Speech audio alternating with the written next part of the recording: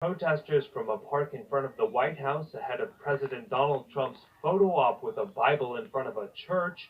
House Speaker Nancy Pelosi demanded accountability on Thursday and said the increased presence of U.S. military and federal law enforcement, including unidentified officers, in the nation's capital is alarming.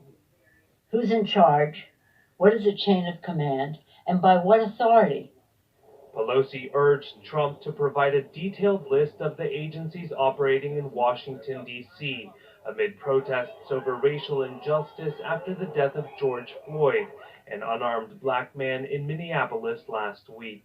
It's alarming that our nation's capital, peaceful protesters are confronted with the deployment of various security officers with from multiple jurisdictions, including, and this is important, unidentified federal law enforcement.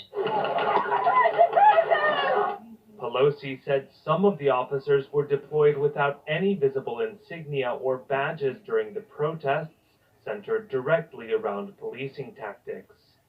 The practice of officers operating with full anonymity undermines accountability and ignites government distrust and suspicion, and is counter to the principle of procedural justice and legitimacy during this precarious moment in our history. Senate Democratic leader Chuck Schumer earlier this week accused Trump of giving the order to clear the protesters. It was appalling.